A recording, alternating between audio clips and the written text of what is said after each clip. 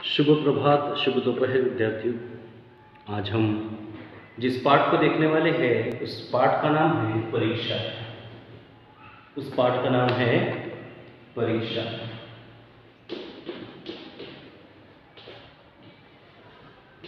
देखिए, परीक्षा ये 10वां पाठ है और इसके लेखक है मुंशी प्रेमचंद।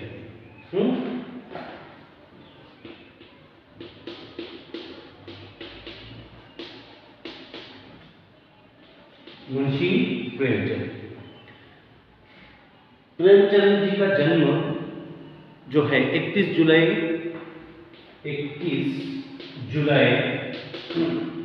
1880 में हुआ और मृत्यु उनकी 8 अक्टूबर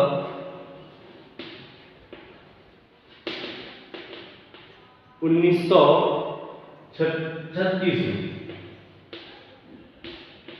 हिंदी साहित्य के सबसे जाने माने लेखकों में से एक मुंशी प्रेमचंद गरीब परिस्थिति से और अपने आप को निकालते हुए इनके कहानियों में, इनके लेखन में जो गरीबी दिखाई देती है वो इतनी प्रभावशाली होती है कि जिसका हम विचार भी नहीं कर सकते। यानी इतनी पावरफुल तरीके से ये जो है अपनी कहानियों को लिखते हैं। इनकी आज जो कहानी हम देख रहे हैं, एक राजा और एक मंत्री के बीच का संवाद के रूप में।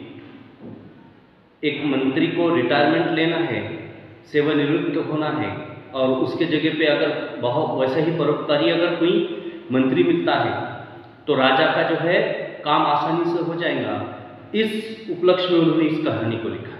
वो कहते हैं कि एक राजा के पास एक उनका जो है मंत्री गया और कहने लगा कि मैं बूढ़ा हो गया और मुझे अब जो है निवृत्त होना है, यानी संन्यास लेना है, ये जॉब छोड़ना। तो वो कहते हैं कि जब तक आपके जैसा कोई नहीं मिलता तब तक हम आपको नहीं छोड़ सकते। तो वो जो है नगाड़ा बजवा देते हैं, पूरे गांव में ढिंढोरा पिटवा देते हैं, पूरे राज्य में बोलते हैं कि हमें एक अच्छा ईमानदार परोपकारी लड़का चाहिए। तो सबकी जो है वो परीक्षा विशिष्ट रूप से लेते हैं और वहाँ पर जो भी लोग आते हैं वो उनका चाल ढाल, जो घर पे लेट उठते हैं इस जॉब के लिए, यानी इस काम को प्राप्त करने के लिए वो सुबह जल्दी उठ जा रहे हैं, ऐसे तरह तरह का जो है वो वहाँ पर हथकंडा जो है इस्तेमाल करते हुए हमें दिखाई देते हैं। तो यहाँ बताने का तात्पर्य ये है कि इस कहानी के माध्यम से ईमानदार व्यक्ति जो होता है वो कहीं भी कौन सी भी परिस्थिति में किस तरह से लोगों की सहायता करता है, ये बताने का काम इस पाठ में किया गया है। चलिए हम लाइन टू लाइन इस पाठ को देखते हैं। पहले मुंशी प्रेमचंद जी का परिचय ले लेंगे। प्रेमचंद का जन्म 31 जुलाई 1880 में लम्ही नामक गांव में हुआ था। उन्हें बहुत सारी कहानियां एवं उपन्यास लिखा।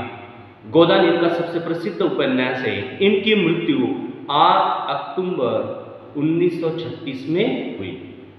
मुंशी प्रेमचंद जी का ये छोटा सा हमें संक्षिप्त माहिती। लेकिन अगर हम इनका साहित्य देखेंगे, गोदान या बहुत सारे इनके कहानी लेखन है, तो वहाँ पर हमें इनकी साहित्य की क्वालिटी पता चलती है कि ये कितने दर्जेदार जो है साहित्यकार है। तो चलिए अब लाइन टू लाइन हम इस पाठ को देखते हैं। रियासत देवगढ़ के दीवान सरदार सुजान सिंह काफ़ी बूढ़े हो चुके थे। दीवान जिसे हम राजा महाराजाओं का जो है खजांची भी कह सकते हैं या फिर उनका जो है अहम ओहदे पर रहने वाला एक व्यक्ति भी कह सकते हैं। तो रियासत देवगढ़ के दीवान सरदार सुजान सिंह काफ़ी बूढ़े हो चुके थे। वे महाराज के पास गए और विनती की, अब मेरी अवस्था ढल गई है, राजकाज संभालने की शक्ति नहीं रही, अब रियासत के लिए एक नया दीवान खोज दीजिए। यानी मुख्यमंत्री भी हम इसको आम भाषा में कह सकते हैं। सरदार सुजान सिंह राजा के पास गए और कहने लगे कि राजा जी, मैं अब बहुत बूढ़ा हो गया, यानी मेरी उम्र ढलने लगी, यानी बूढ़ापा आ गया, अब मैं बाकी के काम जो है अच्छी तरीके से नहीं कर सकता हूँ। तो आप मुझे जो है इस पद से नियुक्त कीजिए, यानी इस पद से मुझे हटा दीजिए। अब उन्होंने कह रहे हैं कि राज्य का काम काज राज्य का कार्यभार मुझसे संभाला नहीं जाएगा, आप मुझे सेवानिवृत्त कर दीजिए। आगे देखिए क्या कहते हैं, राजा साहब अपने दीवान की बहुत इज्जत करते थे। राजा साहब अपने दीवान की बहुत इज्जत करते थे। उन्होंने उनकी प्रार्थना स्वीकार कर ली। दूसरे देश के प्रसिद्ध पत्रों में यह विज्ञापन निकाला कि देवगढ़ के लिए एक सुयोग्य दीवान की जरूरत है। यह जरूरी नहीं कि वो ग्रेजुएट हो, मगर स्वस्थ होना चाहिए। 1 महीने तक उम्मीदवार के रहन सहन आचार विचार की देखभाल की जाएगी। विद्या का काम परंतु कर्तव्य का अधिक विचार किया जाएगा। पूरे मुल्क में तहलका मच गया। सैकड़ों आदमी अपना अपना भाग्य परखने के लिए चल पड़े। प्रत्येक रेलगाड़ी से उम्मीदवार का एक एक मेला सा उतरता। देखिए यहाँ पर रियासत है, यानी एक विभाग है। सरदार सुजान सिंह बूढ़े हो चुके हैं। राजा उनकी बहुत इज्जत करते थे। उनकी बात को टाले नहीं, कहा कि ठीक है। तो प्रसिद्ध वर्तमान पत्रों में एक ऐड दी गई कि राज्य का कारभार चलाने के लिए दीवान की आवश्यकता है। ग्रेजुएट नहीं रहा तो भी चलेगा, यानी पढ़ा लिखा नहीं रहा तो भी चलेगा, परंतु आचार विचार में अच्छा होना चाहिए और तंदुरुस्त होना चाहिए। 1 महीने तक उसके आचार विचार की जो है परीक्षा ली जाएंगी, उसका देखभाल जो है पूरा रियासत करेंगी, और उसके बाद हम जो है उसका नियुक्ति करेंगे, उसका चयन करेंगे। अगली पंक्ति में कहते हैं कि जैसी ही ये खबर विज्ञापन के माध्यम से पूरे वर्तमान पत्रों में छप गई, तो कहा जाता है कि रेलगाड़ियों से जत्था के जत्था जो है, सैकड़ों की तादाद में लोग जो है उम्मीदवार वहां पर आ रहे थे, सैकड़ों की तादाद। देखिए 1 महीना आपको खाना पीना फ्री है, आपके आचार विचार का जो है वहां पर ध्यान दिया जाएगा। अब मुझे एक बात बताइए, 1 महीना अगर हमें कहीं पिकनिक पर जाना है विदाउट पे, यानी बिना खर्चे के, कोई भी तैयार हो जाए। लेकिन यहाँ पर नौकरी का भी सवाल था, क्योंकि नौकरी भी मिलने वाली थी। तो यहाँ पर जत्था के जत्था जो है इस परीक्षा के लिए आ रहे थे और अपना भाग्य परखने के लिए चल पड़े थे। आगे देखिए क्या कहते हैं, सरदार सुजान सिंह ने इन महान भावों के आदर सत्कार का बड़ा अच्छा प्रबंध कर दिया था। हर मनुष्य अपने आप को अच्छा दिखा रहा था। जो दिन में 9 बजे तक सोया करते थे, वे अब सुबह ही सैर पर जाने लगे। जिन लोगों ने अपने घरों में नौकरों की नाक में दम कर रखा था, वे यहाँ नौकरों से आप और जनाब कहकर बात कर रहे थे। देखिए शुरुआत कैसी की है कि सुजान सिंह ने जो है अपने इन महान भावों का जो है बहुत अच्छी तरीके से ध्यान रखा, स्वागत किया। और कहा गया है कि जो लोग घर में 9 बजे तक सोते थे, वे लोग अब सुबह उठ रहे हैं और सैर पर जा रहे हैं। जो लोग नौकरों के नाक में दम कर देते थे, जो लोग नौकरों को तू तड़ाक करके बात करते थे, वे आप जो है यहाँ के नौकरों से आओ जी जाओ जी में बात कर रहे हैं। आप और जनाब की भाषा का इस्तेमाल कर रहे हैं। आप और जनाब की भाषा का इस्तेमाल कर रहे हैं, जो नौकरों को बुरा भला कहते। आगे देखिए क्या कहते हैं,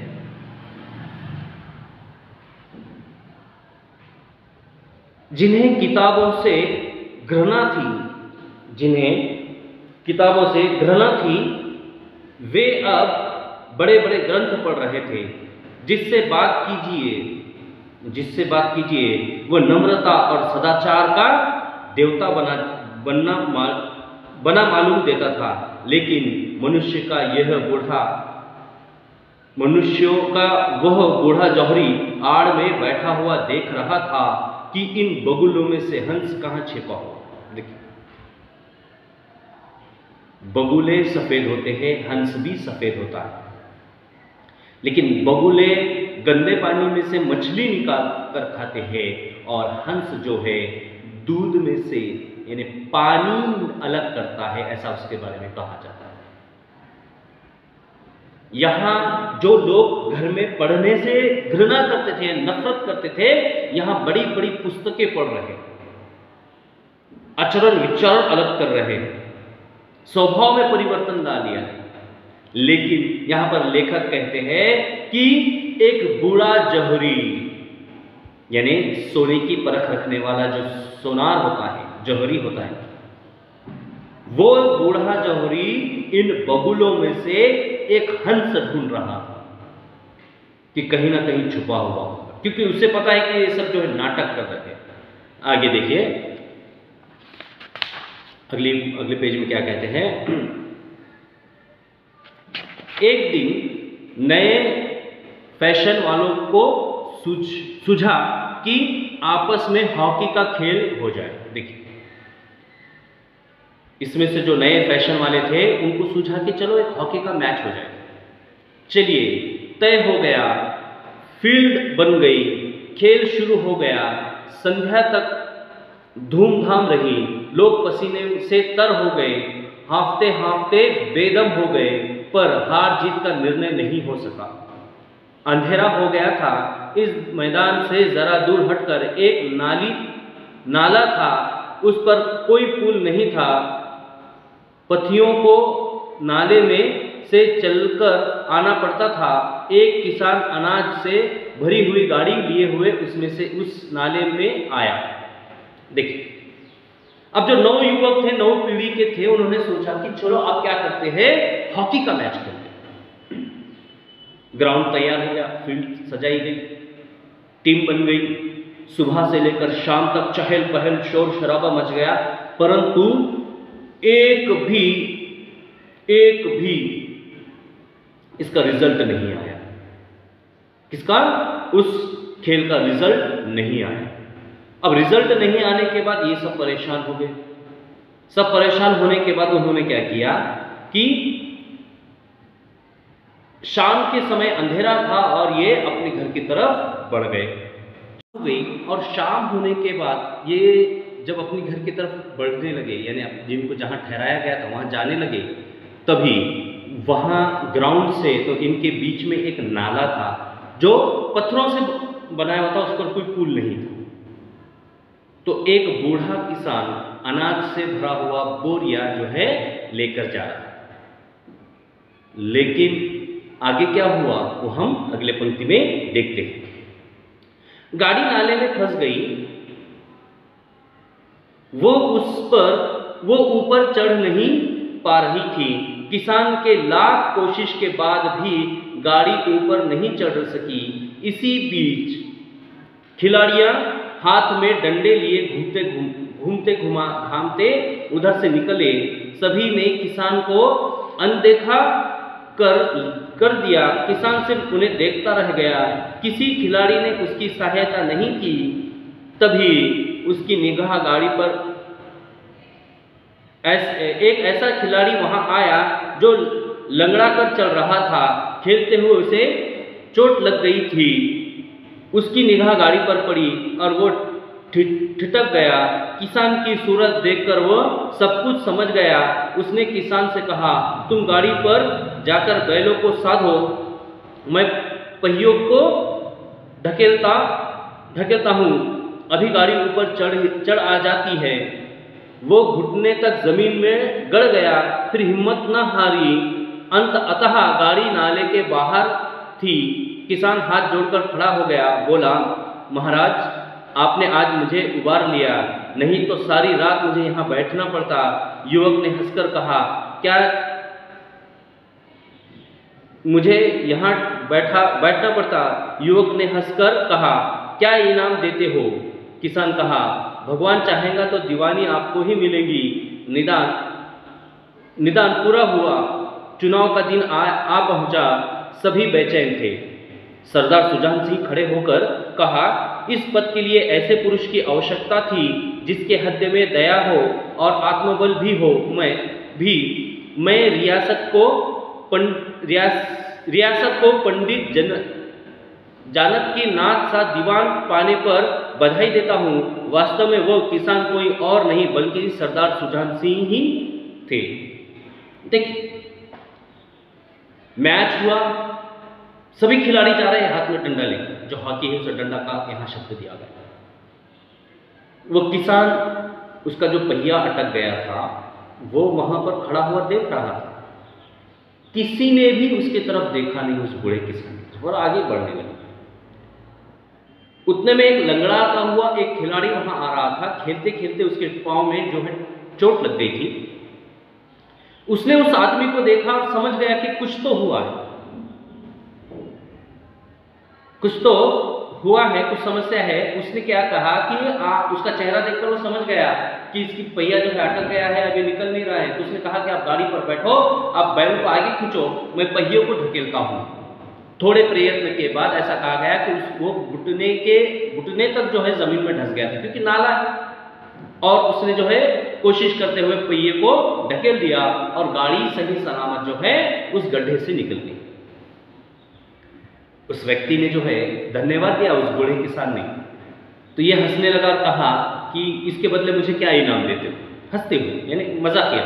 उसने कहा कि दीवानी आपको ही मिलेगी, यानी जिस उम्मीदवारी के लिए वो आया है, जिस पद के लिए वो आया है, वो बूढ़ा अगर कहता है कि उम्मीदवारी आप ही को मिलेगी, मुझे ऐसा लगता है। जब निर्णय का दिन आया, तब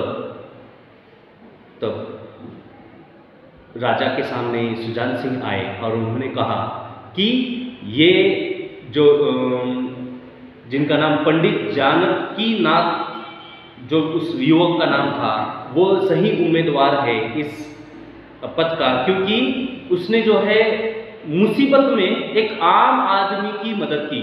वो बूढ़ा आदमी और कोई नहीं, सरदार सुजान सिंह ही था। देखिए, परीक्षाएं कौन सी भी रूप में हमारे सामने आ सकती हैं। जो मनुष्य दूसरे मनुष्य का काम करता है, या जो मनुष्य दूसरे मनुष्य का मदद करता है, उसका फल कभी ना कभी उसको मिलना ही। लेकिन आज की परिस्थिति अगर हम देखते हैं, आज का विचार अगर हम देखते हैं, तो परिस्थितियां विभिन्न हो चुकी। परिस्थितियां अब हमारे कंट्रोल में नहीं, परिस्थितियां अब हमसे कोसों दूर हैं। यहां प्रयास ये है कि जिस प्रकार से व्यक्ति लोगों की मदद करता है, उसको उसी प्रकार से फल भी मिलता है। और जो व्यक्ति मदद नहीं करते ना, उनके जीवन में कोई खुशी नहीं, कोई चीज नहीं। इसीलिए मेरे प्यारे बच्चों, जब भी अवसर मिले, जब भी आपको समय मिले, लोगों की मदद करना मत छोड़ो। क्योंकि अगर तुम लोगों की मदद करोगे, लोगों के बारे में विचार करोगे, तो कभी ना कभी आपको कठिनाई आने वाली है। लोगों के बारे में ज्यादा विचार करोगे, लोग आप पर बहुत कुछ आरोप लगा देंगे, परंतु लोगों के बारे में ये मत सोचो कि लोग मेरे बारे में क्या कहते हैं। अपना काम करते रहो, एक ना एक दिन लोगों को आपकी अहमियत समझ में आएगी। कई बार ऐसा होता है कि कोई व्यक्ति आपका काम कर रहा है, पर कोई व्यक्ति आपके बारे में कुछ गलत बात करा देता है, तो आपको क्या लगता है, आपने जो अच्छा काम किया है वो इंसान नहीं देखता, आपके बुरे काम को देखता है। यहां पर एक उदाहरण था, मैंने ये स्कूल में भी इस्तेमाल किया था, कि एक टीचर ने क्या किया कि एक कोरा कागज जो है बच्चों के हाथ में दिया और उसमें जो है एक डॉट दिया और कहा कि आपको लिखना है। तो लोग क्या कर रहे हैं कि कोरा कागज नहीं देख रहे, केवल डॉट देख रहे हैं कि वो डॉट क्या है। मनुष्य का भी वही है, इंसान ना लोगों की अच्छाई नहीं देखता, उसके अंदर छुपे हुए बुराई को खोजने का प्रयास करता है। यहां पर यही है कि जिसके अंदर बुराई होती है वही बुराई खोजता है, जिसके अंदर बुराई है ना वही बुराई खोजेगा। अच्छा इंसान लोगों की बुराई नहीं खोजता। तो इसीलिए इस पाठ से हमें यह सीख मिलती है कि हमेशा निस्वार्थ रूप से मेहनत करो, निस्वार्थ रूप से सेवा करो, निस्वार्थ, जिसमें कोई स्वार्थ नहीं, तो सक्सेस आपके कदमों के वासी। यह हमारे यहाँ पर पाठ समाप्त होता है।